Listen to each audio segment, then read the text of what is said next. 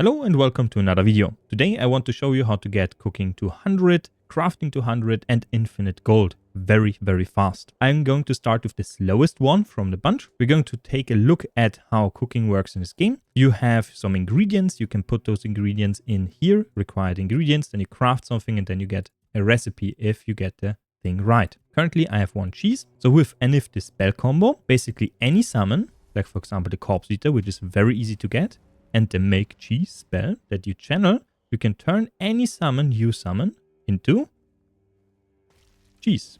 A lot of cheese. So you take all the cheese from that enemy. You can resummon them right away and do this a few times. Then you go to cooking. You put in cheese 3 times here. And you unlock the cheese ball of doom recipe. With that, you can just mass craft that item. Like so. And you level your cooking. Albeit a little bit slow. I wouldn't say this one is very easy to get to 100, but it's still consistent and it's for free. This way you can also make a few bucks on the side very easily in the early game. Now, this setup of spells can be acquired from a questline from this NPC right here. You just follow this questline and you will get to the arena right here. There is an ogre, you need to defeat it, then dig up something here, a satchel of fire explosives, then you burn that explosive on this spot. You need a fireball spell or a fire arrow to detonate this one. Down below is a surprise and you need to complete the quest of the NPC inside this very small dungeon. I don't want to spoil you this one because it's very funny, but that's how you get it. Once you complete that quest line from this NPC, you will get the Rumbold Revenge cheese spell. The second one is down below here. In this dungeon, the Flooded Mines, at the end of the dungeon, in the end of dungeon chest, you will be able to find this summon spell. Now, for the next one, we are currently looking at this All Mother Temple. It's beyond the river, up here. Before that, you need to fight an NPC, this NPC here. It is very easy to defeat if you are a mage, or you are going to cheese it with some kind of other build. This NPC hits like a truck, but if you get her frozen, whoop, it's down. Mage is pretty OP in this build. You can find a build guide on my channel. Now you can go to this NPC in here, agree to drink whatever she is giving you. In this selection, just pick Ugwe. Ugwe is sitting at the campfire right here. It's this NPC, the smith. Tell him you want to enter the temple and then talk to him again. Forge a gift, and this will unlock also second dialogue with One Eye. The Stone Wardens, you want to join the Stone Wardens, cannot be that hard, let me try, and you will get the recipe Rough-Hewn Relic. Now this recipe is only available during that questline, so you don't want to complete it just yet. You need 2 items, Wyrdstone as well as Ethereal Codweb, and once you craft those, you get a ton of crafting XP. I went from 15 to 23. Each relic is worth 250 gold. With enough practicality, like for example with my other character, you can just increase your attribute in practicality to above 100. Basically, you respec with a high-level character, put everything into practicality, then go into the skill tree, into practicality here, and then max out this skill. That's 50% additionally to this. Once you have this one, you are going to overcap massively, possibly going in 300% sell value, and you can then sell this relic for 750 or even more. So craft a bunch. It's very easy to do. I recommend you to go to the Arkspire right here.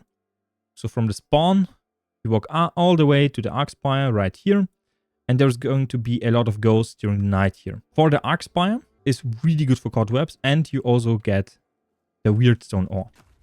So you just hit it 3 times, then you walk around, find another vein here that's currently not reset. For this one, you need to hit, jump, hit, jump, hit, jump, and after 3 hits, you have the ore.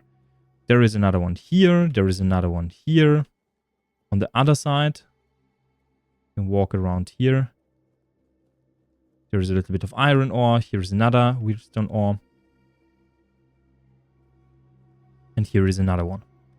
Once you have all that, you're going to place a bonfire. Then you're going to rest 72 hours to reset all of the ore here. Now enemies are going to reset and the Wyrdstone ore is also going to reset after 72 hours. Now it's night. You will see weirdness all over the place. Once you defeat enemies during the weirdness, like so. So during the night, enemies will drop unidentified items and Ethereal Codwebs. You will find this on any enemy that you defeat during the night. And you will also find at the Arc Spire a lot of ghost enemies. Those ghost enemies spawn during the night. Mostly you need to wait a little bit longer. So just go past midnight for enemies to spawn, like so. And now with basically any spell, there are really easy hunts. And they drop cobwebs. Quite a lot of them. So basically that's what you're going to do. After 24 hours, you can also run up here. There is a ton of additional enemies here. So the Arc Spire is really good for cobwebs. Cycle around here. And you can find 35 Ethereal Codweb in this location. And this one also resets. Now we are in front of a Stagfather Shrine. There is 3 total on the first map. There is 1 here, right here, next to the shore, beyond the sunken village, right here. There is another one next to the arena, right here on this location. And then there is another one right here on this location. No, wait, here, right here. This one has 2 Mist Stalkers. Those are a pain to deal with, but with spells you can get by very easily. Once you have defeated those, you can also interact with the shrine. Now, once you interact with a shrine, you need a lot of AoE. Basically, immediately shoot the ground with a fire spell or try to shoot down those enemies with a bow. Do anything to kill them in time. It is really, really important that you kill those enemies in time so you get the well done message. If you do not make it in time, you have to reload, otherwise you cannot interact with the shrine again. So once you interact with that, you unlock the Wyrdbonearrow recipe and you get 10 bones. Each shrine provides you with 10 bones. Once you have just that, you go to a workbench, just here for example is one, interact with that workbench, go to handicrafting, and you can craft the Wyrdbonearrows. Currently I'm missing wood, there is no problem with this. You can either buy it from this NPC or you run around here, past this wall. On the left side, if you have a woodcutter's axe, you can chop wood. You get 2 per piece, you will see those disappear from here. They respawn after a set amount of time. So you need to just rest a few times and you can basically get infinite wood this way. And we are done. We cannot chop wood anymore. We need to reset this one by resting. But we should have enough for all the arrows we currently can craft. You can craft 30. With this one you get to around 80, maybe even 90 handicrafting extremely easily. And you finish this one up with the relics. So those are the Wyrdbonearrows. Craft all of them.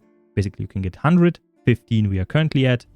55 we are currently now. So if you have more of them, you can get to 84 very, very easily and max out handicrafting this way extremely fast. Now this sums up the video. If you have any questions, please comment down below. Otherwise, leave a like, subscribe, and see you next time. Bye.